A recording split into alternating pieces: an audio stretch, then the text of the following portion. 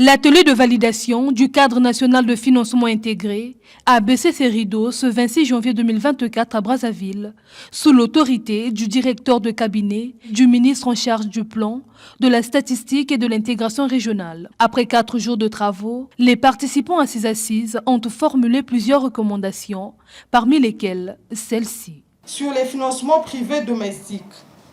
renforcer la vulgarisation des titres de créances négociables, de l'affacturage et du crédit bail, renforcer le système financier par le développement de sociétés de capital investissement et le capital risque. Sur les financements publics domestiques, renforcer la digitalisation de l'administration fiscale et douanière, renforcer le cadre législatif et réglementaire de lutte contre l'évasion fiscale. Sur les financements privés extérieurs,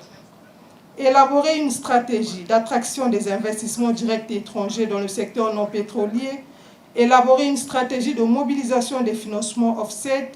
structurer le cadre de commercialisation des crédits carbone, mettre en place une stratégie de mobilisation des fonds de la diaspora. Au travers de l'outil CNFI et de la stratégie de financement intégré qui en fait partie, il a pu être rappelé que des mécanismes de financement mixtes et innovants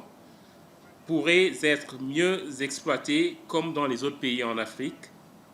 ou sur d'autres continents pour impliquer les investisseurs privés dans la réalisation des stratégies de développement du Congo, du plan national de développement et des objectifs de développement, mais aussi ils peuvent être des solutions pour le financement de secteurs complexes comme les secteurs sociaux ou en lien avec l'environnement. En vue d'élargir les capacités nationales de mobilisation de financement, les pouvoirs publics se doivent d'appliquer la feuille de route issue de cet atelier pour bâtir une économie forte, a souligné Ferdinand Sosten Likuka. L'opérationnalisation de la feuille de route issue de vos travaux permettra au gouvernement, je l'espère, de mettre en place la gouvernance appropriée pour répondre aux exigences du CNFI afin de mobiliser les différents financements inventoriés dans les délais raisonnables et de cheminer inexorablement vers la construction d'une économie forte, diversifiée et résiliente pour une croissance inclusive et un développement durable irréversible, comme le préconise le Plan national de développement 2022-2026.